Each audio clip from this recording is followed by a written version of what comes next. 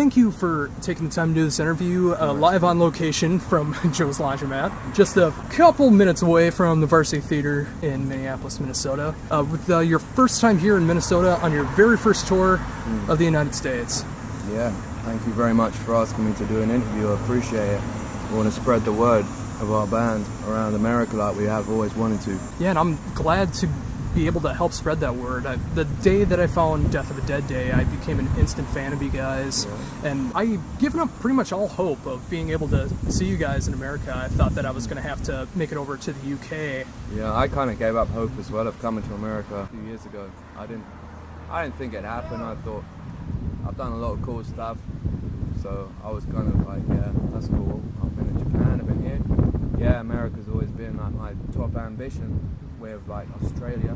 To be honest, it's always been America to begin with. But yeah, and then I decided, oh yeah, this would be cool too. But at last, getting to actually fulfill your ambition is an insane, great feeling, man, to have.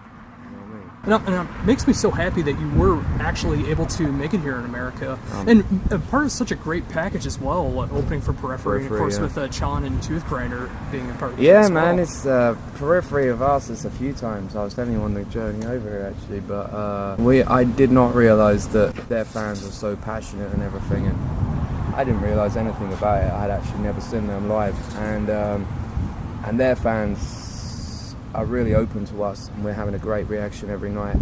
And also, like yourself, we have a lot of people who were there since Death of a Dead Day and things, you know. So, and a lot of people like yourself had, you know, almost given up hope. So we're getting that one. We did not realise we had so many fans in America, and we hope to be. That's what makes me so appreciative of all of this, is not only being able to come here for America, but you guys are starting to get even bigger now because of the Periphery tour, the newest EP, and just people realizing how much of an influence that you've had on bands that have come after you guys have started. Yeah, it's good. It's good to be able to do, and it's good that people have still open ears, man. Great. I don't know, man. It's just like I just felt we were a bit unlucky, and then things kind of went a bit better for us. I don't know what else to say, man. So, oh, that's all right. It's a good thing about this not being live. I can edit out anything. Yeah, I need exactly. to, so, but with that, how does it feel to do a support slot your first time in America? I mean, does the crowd reception seem to be good for you guys? The crowd reception is insane. It's almost every night we're getting. I mean, I think only 2 nights it wasn't amazing, and one night it really wasn't that great, but people still were like, "Oh, that was amazing" afterwards. Another night it was like, I'm not sure, but then I saw the merch sales, and I was like, well, we obviously made a lot of people liked it, but then every other night's been crazy. Everyone just goes off completely. Everyone just moves like as passionate, or even if not more passionate than a lot of UK crowds, which is surprising for us because we always got told that American crowds didn't move as much and this and that, but they do. They're just as energetic as any I've seen. Yeah, I think it totally depends on the type of music too. Because, exactly. Yeah, I mean there's some kind of metal where it's huge over in Europe, but in America everyone will just stand still. But you know, on a package like this one, everyone's going crazy for all 4 bands most of the time. Yeah, they even like start chanting things in Chon's set and things like that, and they're really, really digging that, even though there's no singer. So that's surprising to me, making it so energetic. Yeah, sorry.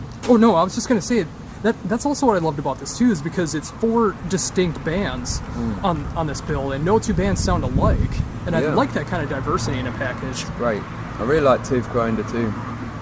Really nice people, real buzzy. They kind of like, their personalities even make their music even better.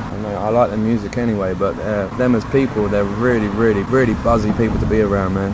They're cool. Playing a support slot, was it a challenge for you guys to find the right set list when coming over to America? To be honest with you, we're more or less playing the same set list we played in England recently, so we just did it, see what they like. We didn't think too much about it because there's only so much we've been writing albums, so we kind of like, you know, we didn't have as much time to kind of redo a whole set list for America. We just come and we just did it, and they love it, so that's good. That's actually a good way to do it too, because you're already familiar with the sets, and when you're doing a support slot, it just makes it that much easier to stay tighter. Exactly, because we're going on, and we're probably now a much better band to play a festival, because we just rock up and we do a line check. We don't do a sound check usually. We do a line check, make sure everything's working, and we just go on. And it's crazy for a band as intricate as SikTh to be able to do that. But we've been doing it, and it's been going well. So we must have good sound, man. Yeah, I was gonna say. I mean, just being able to do a line check and being able to hear everything you need to and be able to perform the way that you guys do. To be honest with you, a lot of it, I personally, from a personal point of view, I found it quite hard. But you know, I have in-ear monitors, and that's probably what makes it a little bit harder because I'm very choosy. Yeah. But the sound is incredible, I think, every night, and you know, everything on stage and on the tour. And once we get out of that van, everything's awesome. And once we get in that van, it's terrible because it's tiny, man, and it's just like, get me out of here, man. I need to like breathe, man. I don't want someone standing on my damn hair like when I get up in the morning, man, because that's what happened, man. Someone's foot was on my hair, man, in my head. No, not in my head, but beside my head, just there. And there's a stinking foot, man, and I'm like, damn, I've washed my hair twice in 2 days since then. I usually wash it every 2 days, but I have dreads, but I still do. Oh, yeah. Just wanted to point that out. Anyhow, I can't take it, man. I mean, it's just like crazy. We're in this tiny space. I'm not hardcore enough for that, I must be honest. I'll be honest, I'll say it in an interview, whatever. Yeah, I ain't that hardcore. Well, and that's the other thing about touring America, too, because when you're on the East Coast, the cities are so close to each other, usually just within an hour and a half to 2 hours to hit all the major markets. Yeah. Then when you hit the Midwest and the West, everything is so spread out, so you're even in the van even longer then. I know, dude. I mean, the thing is, I'm just saying that because the van we got is particularly small. If you get a normal tour bus, that's fine. If you get a bandwagon, that's fine. If you're here in a splitter van turned into 6 bunks and the rest of it, that is not fine at all. Especially for some of the people in our band are so tall that they don't even fit in the bunks, so it's really hard. Anyhow, long journeys and stuff like that are fine if there's enough space, because I just sit there and either write poetry or I play on the FIFA or something, you know, on the Xbox. Yeah, it's a good way to pass the time. Yeah, we're playing Pro Evo actually at the moment. Yeah. We just do pretty much nothing, mind-numbing things like that, and it's fine.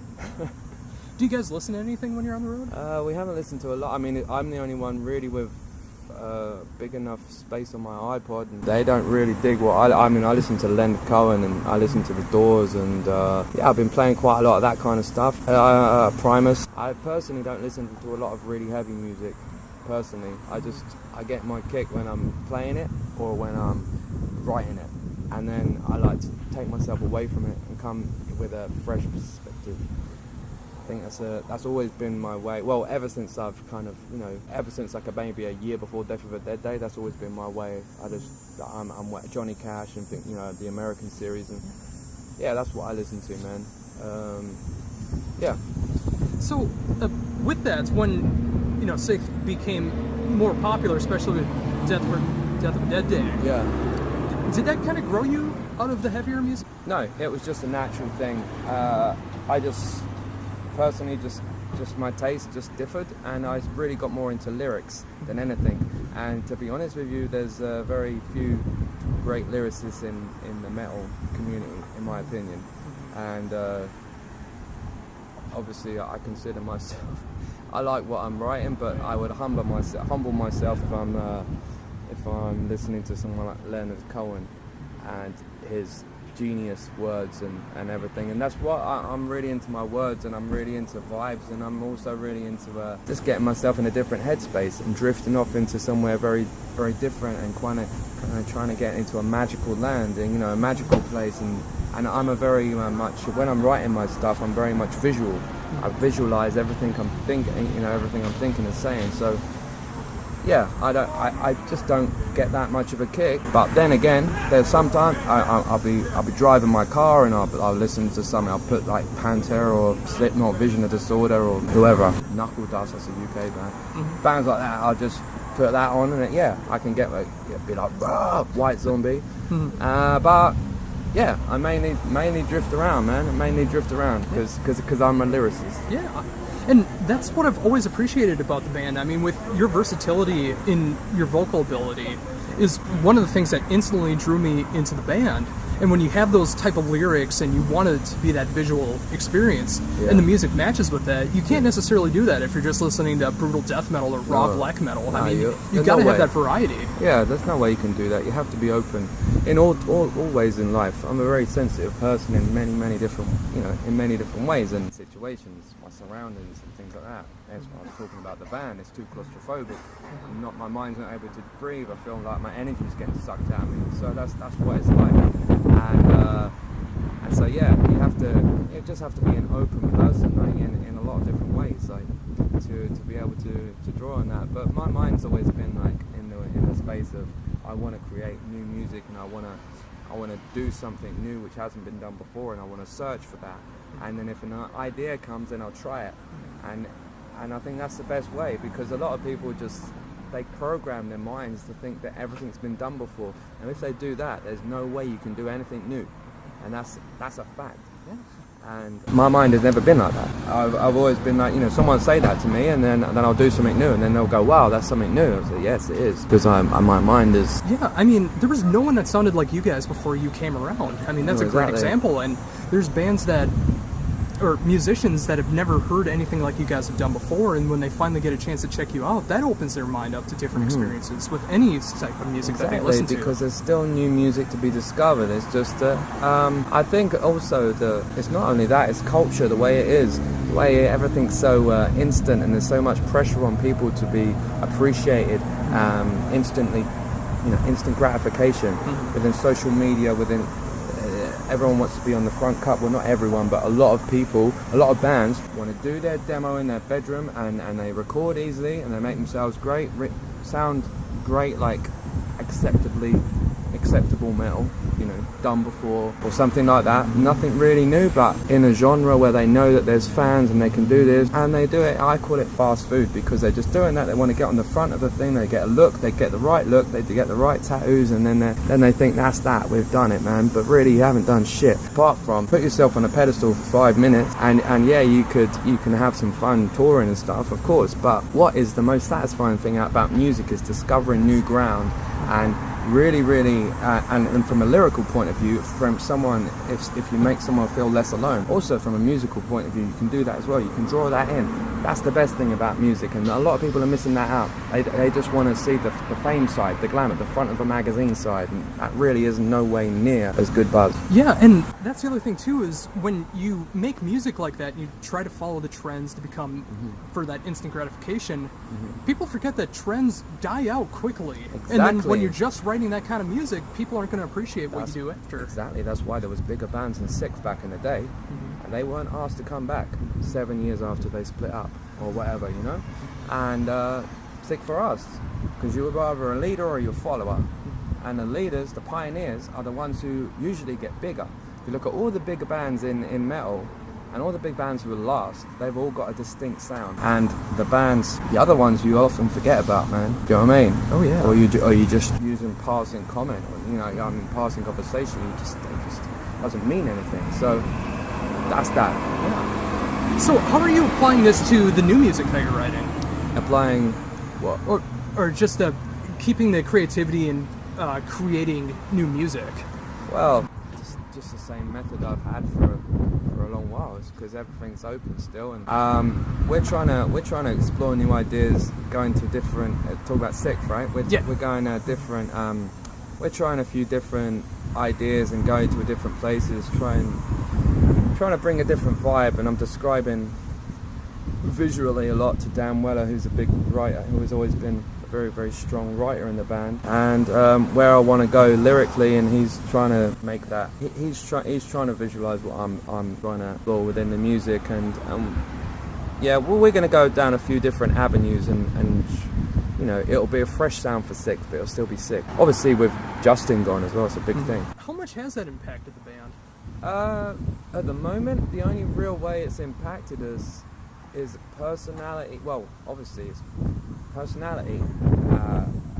Joe is a very different person to Justin. Now, Justin was my good friend towards the end of the band, who's a very mellow man, where Joe is like mad and excitable, constantly talking, constantly excited, constant energy, constant and on stage, he's really quite, you know, a lot wilder actually, a lot more energy. Really wants to do it, but off stage I'll be honest, he's intense, man. And, you know, he's very different. Like Justin and me used to be very mellow and just chill, and so it's a different thing. But you should embrace every new every change, man. See how it works out. Live, Justin didn't want to do it anymore, so obviously Joe's come in with a freshness, so it's freshened up things a little bit. You know, if Justin really wanted to do a band, I'm sure it would be different.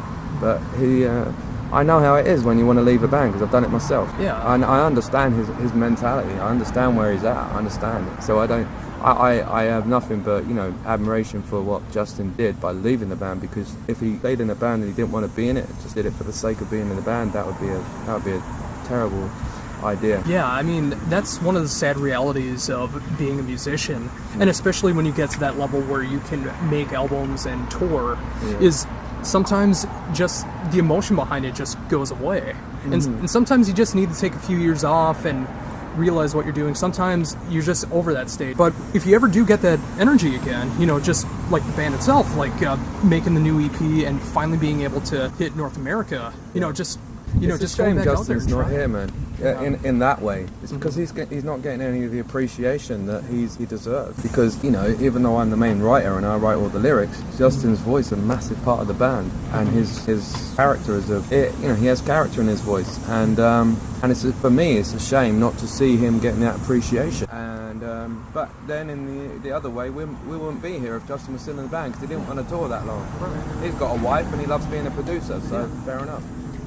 Yeah, I mean, you know, it's just when people go down different avenues, I mean, in life, and there's so many things that can change. I mean, especially when you start to have a family, I mean, that kind of puts... I think that's what he wants to be, that's what he wants the quiet life, and fair dues to it.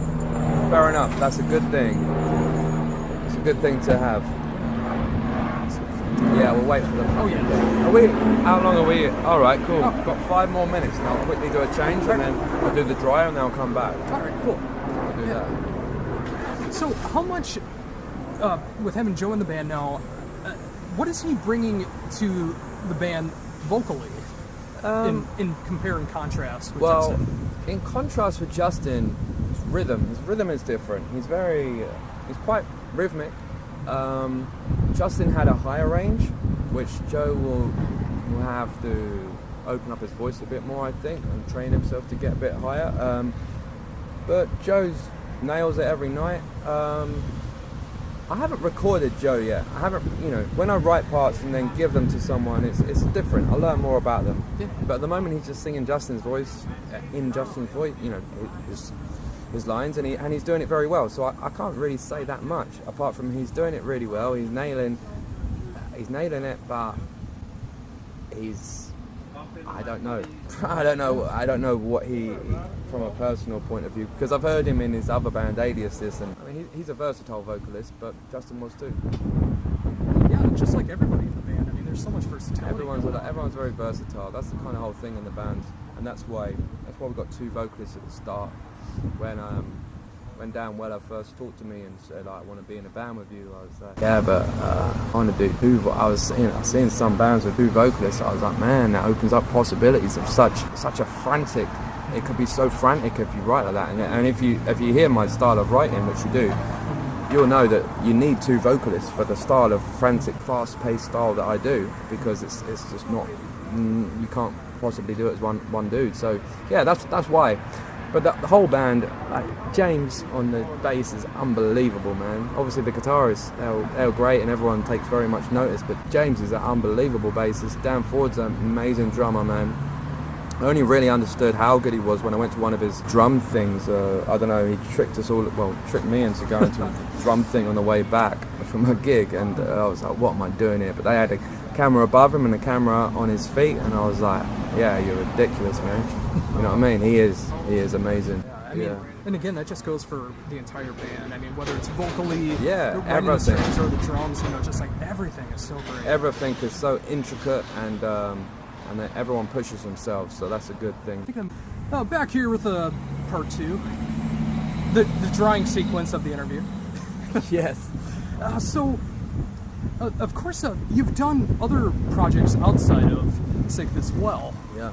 Is there any plans to continue more of that as well, You or know what, is just in SikTh mode right now? I would absolutely love to be able to bring Outside the Coma to life. Truly, it seems to have, like, when I rejoined SikTh, all the interest from industry and also the fans seemed to just go straight back on SikTh, and it seemed to be like, man, we were selling out shows on our first tour. We did one tour when we were called Outpatients, same band, and then we did an album and that, and I was kind of disappointed by some certain people in the industry, because I thought it was going to happen, and then it got all too complicated and it didn't happen. I didn't get to release the album properly, and I would have done if I had been talking to the people I'm talking to right now, which is kind of frustrating. But at the same point, I might just re-release it at one point, our album, because it's a great album, and I found it's a great kind of a romantic, even though we weren't romantic, you know, but it's a romantic kind of story. Like, I went to Tokyo because I wasn't feeling good, and then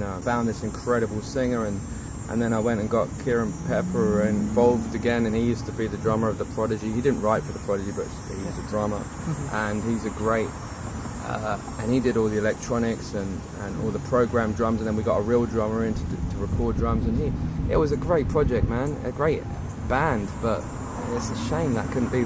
And that, we did a particular song called Flavor of the Week, week spelt W-E-A-K, and that was a great video, and we did that, and we did loads of videos, and I kind of made them like as cheap as I could, but they looked really good, you know, and I was really, really pleased at that. And that was all about the stuff you were talking about with instant gratification. It's got it all on there. It's actually what is it? It's a show. It's a, what do you call it? Talent show. Oh yeah.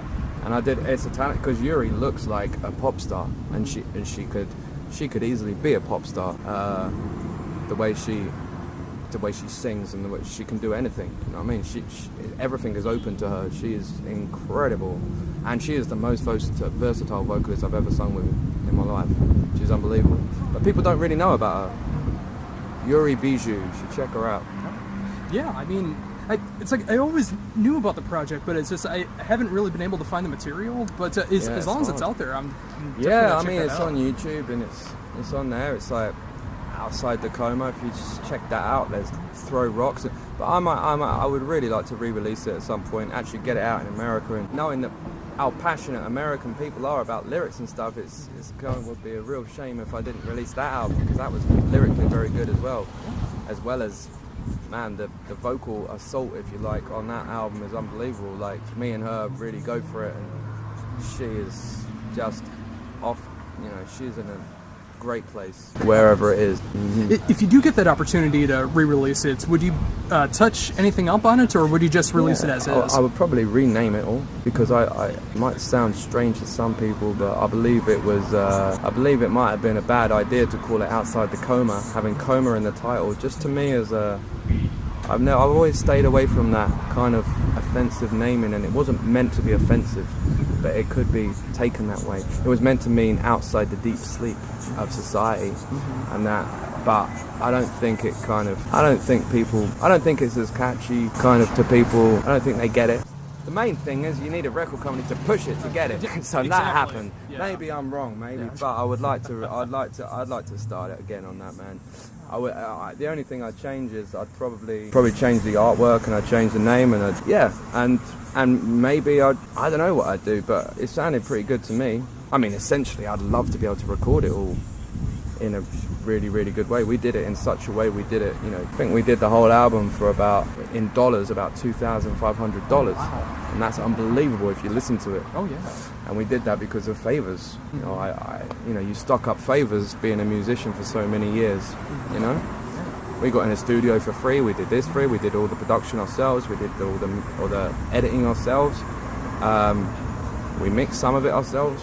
And we got a mixer to do it on downtime for really cheap, and he was a great mixer. Yeah, so yeah, I would love to re-release that one day, and I would probably change the artwork, and I'd probably change the name. Maybe I would change the name, but yeah, because no one's really heard it, it would be good to actually release it properly, and maybe add some extra songs on it as well, to make it like appealing to people who have bought it. Maybe the 10 people who have bought it. Now we sold more than that, but not many. It was released in Japan, kind of, but not anywhere else. Yeah, that might have been why I haven't been able to really check it out until like the YouTube exactly, era. Dude. Like, and as well, when you release it in Japan, Japan wants you to release it everywhere in the world. You know, it's that whole thing with record companies, this reassurance thing with everyone in the world doing well and stuff like that. You know what I mean? Yeah. And that's the other thing too, like I've seen so often where there's always the Japanese edition where you got to add a few tracks to it because it's so expensive to buy albums over there. But they've still got a market for albums. A very small market, mind you. The market in Japan used to be 60% of international music. Now it's below 10%. So that's a real massive jump. And you're taking in all international artists. If you window that down, look at the biggest selling ones, like say Rihanna, Lady Gaga, whatever. I don't know who the biggest selling ones are. Oh, sure. Jay-Z. And then you go all the way down to the tech metal bands, which is a very niche thing anyway. You can imagine that's not huge. But we've been to Japan 4 times and we've got great passionate fans out there, which is another great thing, and we really, really appreciate that. You know, we are humbled by people making it out and coming to our shows and traveling so far like they have done. It's just incredible. But yeah, I don't know what I was talking about to begin with, man, but it was good. See, I love it when that happens. Yeah, dude. Again, it I just go has off that in natural tangents, conversation. Yeah, dude. Oh man, you have to be you have to help me out here. I go spinning off into another place. Oh, it was just about re-releasing the album. But, re-releasing, and then I did an album with Adrian Smith from Maiden, which is Primal Rock Rebellion. I would love to have toured that, because that really deserved a tour, and that deserved to come into life in a tour. Because I was really proud of that album. It's an album I still listen to, and I'm still like, wow. Me and him took so long over it, and we were so happy with it. You know, we're both in bands that, you know, obviously I'm Maiden. That's a complete different beast, man, and that's like huge. And SikTh, where you know, you have to do it. You haven't got 6 years to do an album. You know what I mean? You can't sit around and go, well, we should change that. You have to kind of go. Yeah, I don't want to go too far into that, but yeah, with this we had a long while. Oh yeah. It's funny because, you know, there was some promotion that I did see for Primal Rock Rebellion, but it seemed like I was one of the few people that I knew of that was actually even knew about the band. I know. And actually, a few months back, I actually did play No Place Like Home on my show. Thank you, man. Thank you very much, dude. Yeah, I mean, because I want to still promote good music, whether it came out 15, 20, 30 years ago, or it's stuff that's coming out next month. Dude, I appreciate that. And the thing is about Primal Rock Rebellion is we were so proud of that, and we had such high expectation for that, but you know, I think it did more than they expected in Canada, and then I don't know anywhere else. I'm not sure because I haven't got the sales figures, but when the first sales figures came out, it did well in Canada and it did well here. You know, it did okay, but for today's sales figures. Oh, sure. You know what I mean? But we needed to bring that to life, and it needed a proper promotion campaign all round, and it didn't get it. It's just unfortunate sometimes. I wasn't in America, but what you told me, I pretty much predicted kind of by looking at how it didn't kind of take off and how people were like coming to a SikTh show in an Iron Maiden shirt and they hadn't heard about it. That's crazy. Yeah, and that just makes me sad because I love that album. Thank you. Yeah, I mean... Spine Farm say it's one of the best albums they've ever released. Yeah, I mean, it's just... I never would have imagined a group like that. I mean, you being able to work with someone in such an iconic band. Exactly. Did he come to you about that, or how did that work out? Well, actually, I was... how it came about was I knew the family. I won't go too far, but I've known the family for many years. Like, I was only talking to the family today, in fact, and I work for them now and again on his son's band and stuff. But anyhow, so anyway, I knew the family, and this lady called Lisa, she rang me up and said, you know, Adrian was thinking he would really like it if you could play his son's birthday. And I said to the band, would you be up for playing his birthday? And everyone was like, yeah. So I was like, cool, that sounds awesome. So we went around his house. He had a stage put in and he had PAs, and then we played, and I think Adrian came up to play Rothschild with us. Nice. Rothschild, yeah, and that was cool. And so yeah, we did a great little show there, and then a week later he called me up and said, would you like a jam? I was like, yes, of course I would like a jam. I would totally. And I was a bit like, man, I don't know what's going to happen, but we made 2 songs which were Savage World and Search for Bliss. And we made those 2 songs as demos, and they were really, really strong. And when we were like, man, let's do more. When he had, you know, like I said, 6 years, it wasn't full on. He was on tour with Maiden. I was doing this and that, SikTh. And anyhow, yeah, it just happened, man. It just whenever we could do it, and we would do like, you know, I remember there was about a 6-song stint which we did, and it was really great. But recording with Adrian Smith made me a much better vocalist. It made me a far better singer.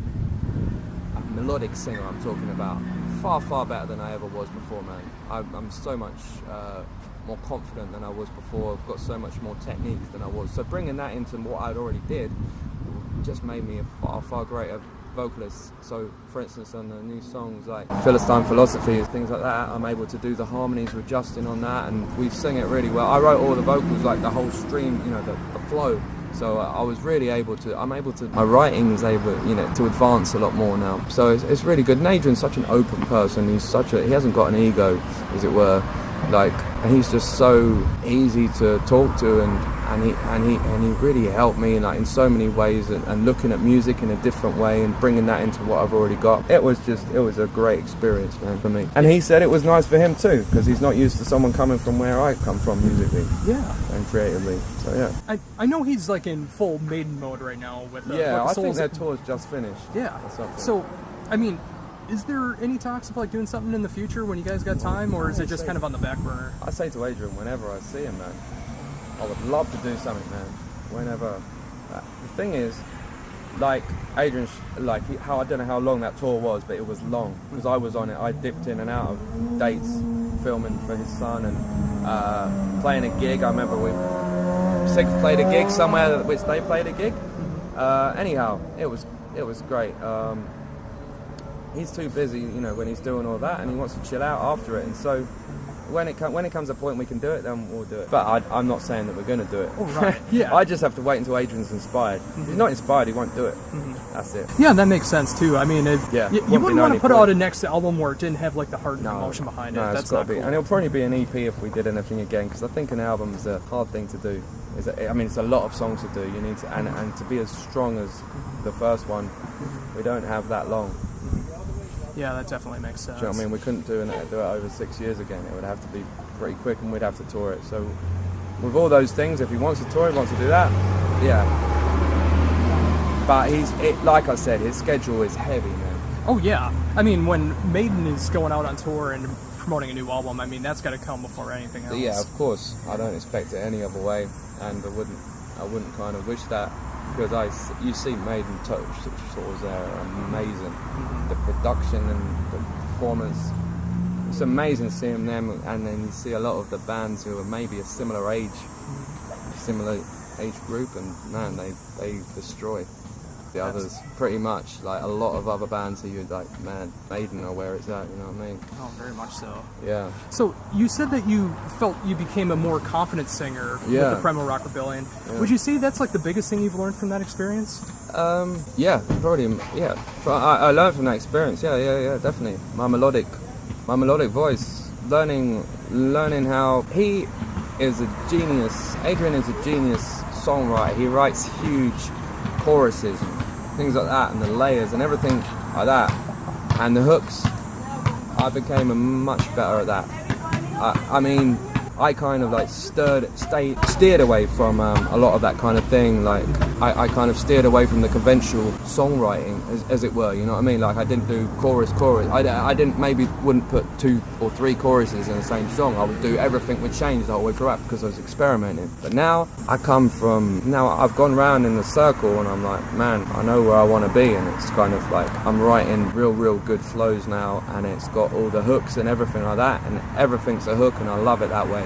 That's just the way I am now, where I've ended up. Yeah, and that's what I love about the new EP as well, is because you start to notice that as well. I mean, it's a huge transition, really. I mean, not just everything that happened afterwards with the lineup change and everything, but just like musically, you can hear how much you guys had progressed over the years, and just refining the songs and just making them really from the heart. Yeah. What I want to listen to, man, I want to bring it to make music I want to listen to as well now, as well as, you know, I mean, always was making that, but sometimes you get get like, let me see how far I can change this, and you know, it's all experimentation, a lot of experimentation on some of the second album, some of the first album, and that's a great thing to do, obviously, and it's great to have experimentation, but you, as long as you learn it as well.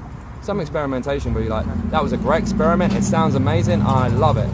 Or some experimentation would be like, wow, that was cool to do because I've learned that I would do that slightly different now, you know what I mean?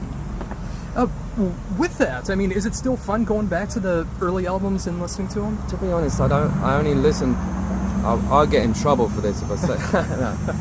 To be honest, I listen to albums now and then, but I often want to just go to the next thing. I want to see what's next, what I can do next. Obviously, you have to listen to your albums to learn songs again, because that is like, you know what I mean? Such intricate songs for us to learn all again. Yeah, but I was really blown away when actually.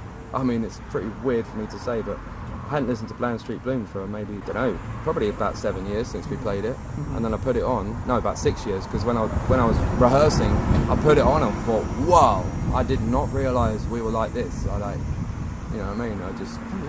I hadn't listened to SikTh for years, so it was cool. So, do you change anything at all, or do you try to approach it the way you did back then? Live? Lyric writing, live. Oh, live. Yeah, live. Like, oh man, I have to use all the energy I have within me. To be honest, I have to absolutely push myself to the limit.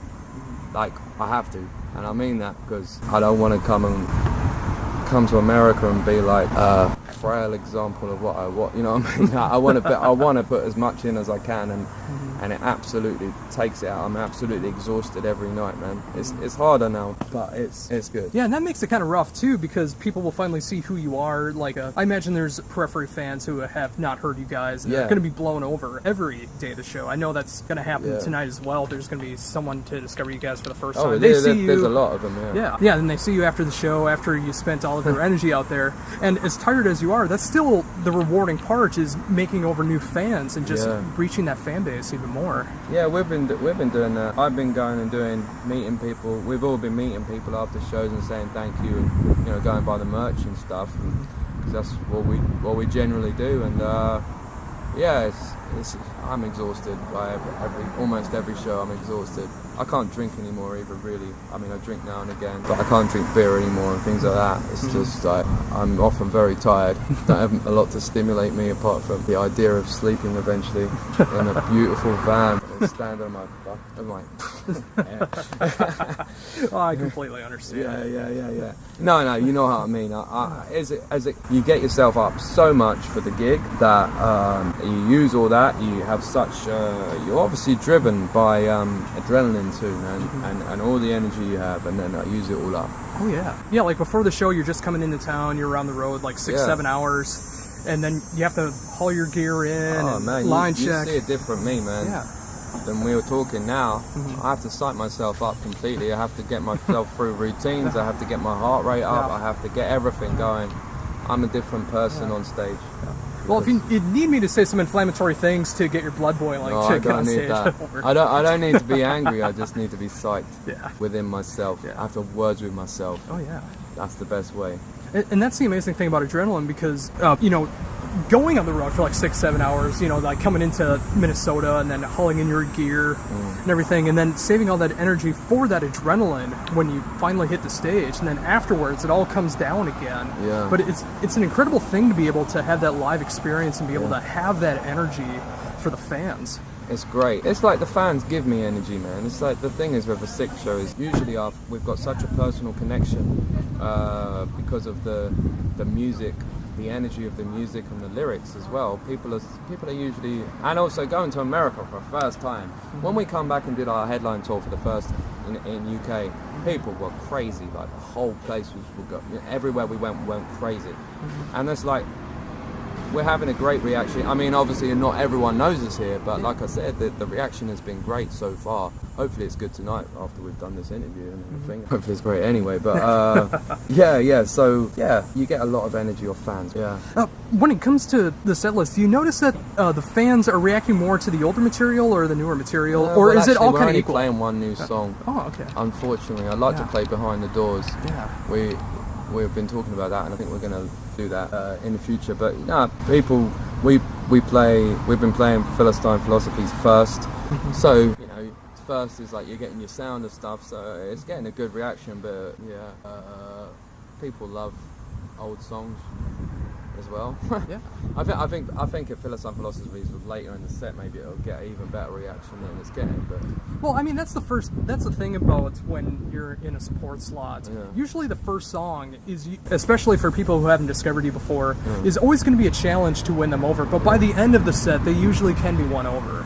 yeah, I mean, usually we get a good response after that, and then people get going after the second. But we've heard the sound is like it with almost every band, unless you've got a full sound check and you've got all the things also. But you know, after one or two songs, then your sound is there and you're really hitting it. And yeah, we play second album songs go down the well here in America, because the second album was promoted here, the first album wasn't released here properly. So I think the second album goes really well. Bland Street Bloom and Part of the Friction and songs like that, Flogging the Horses, they all go well here. Yeah, I mean, that's what's huge for me too, because that's how I discovered you guys. And then like I was listening to that constantly this week, just like getting psyched up to being able to talk to you and being able to promote you guys. And it just took me back to when I first discovered you guys, and just opening my mind to this experimentation that I didn't know was possible. Yeah. Well, that's great that you got that from us, because that's what we want, man. We want to open people's minds and open up the doors to your own minds, and thinking, well, yeah, everything is still open, you know what I mean? You can still do a lot. Well, the only thing I can say is, I mean, it's really hard to think of a new band name these days, but like, music's still open, man. Yeah, very much so. Yeah, but yeah, I don't know, dude.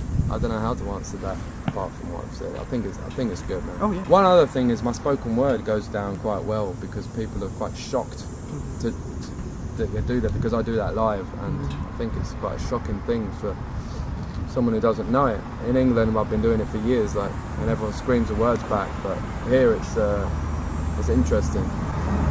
Yeah, I can imagine, just like the ones that are just there for Periphery. I mean, once they hear like this experimental, technical metal band playing, and then all of a sudden it just breaks into your spoken word. Into poetry and wild voices, and it's a different experience. I'm glad to see that, though. I mean, I'm glad that you guys didn't feel like you had to cut that out and just do the instrumental music. Yeah. The thing about SikTh is you come to see something different. You don't come to see the same band. Yeah, we're not. Oh yeah, and that's why I was so excited about this tour package, because I didn't want to hear 4 bands that sounded like Periphery on the tour. Exactly. It's like I love hearing that versatility and diversity that's going on. If you got different sounding bands, it makes every band sound better, doesn't it? Because it's always fresh. Yeah. So it's great. Just getting towards the end of this, is there any newer plans that's going on with the band for like next year besides writing for the album? We're writing that's it. We're writing an album, and I really want to go to Australia. I really want to go to America again. I want to come back here and headline here, or support someone else. I just want to come back in a bigger van and the tour bus. I want to come back and do it again, because we love it here, and yeah, we love it. We love to come back to everywhere we've been.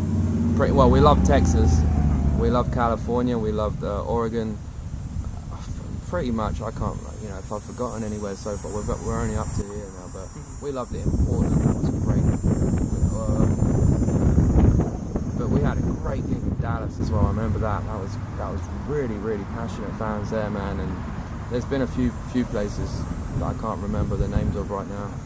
Yeah. And look at this. Okay, cool. Yeah, and I hope you can add Minneapolis to that list of memorable shows as well. That's why we're in Minneapolis now. Yeah. Great. That's awesome, man. Yeah, Minneapolis. Oh, awesome. Well, once again, thank you for taking the time to do this interview. No, I appreciate it. Ever since I first discovered you guys, I've been a huge fan of you guys and keeping up with your careers through the highs and the lows, and it makes me so happy as a fan to actually see you guys in this position, to be able to tour America for the first time, and reaching an even bigger audience here in the States. Yeah, I'm a fully appreciative of it all, and I fully appreciate your passion for our band, man. I really, really do appreciate that. I hope we're able to come back sooner than later. Oh, same here. I mean, whether it's another support slot tour, you guys finally get to headline in America, I definitely want to make it out. Whatever it's going to be, it'll be a buzz, man. I think it'll be a incredible thing to be able to do. Oh, very much so. Well, once again, thank you for taking the time to do this. And is there anything else you'd like to mention that I haven't brought up yet? No, I'd just like to thank everyone. And this is probably going to get put out after we've arrived home. We'll go straight to play another gig. So I hope everyone checks out SikTh. Go to our Facebook, SikTh.band, whatever. I hope you check us out and hope to see you all soon. Americans in general, sorry to generalize, I've got great questions.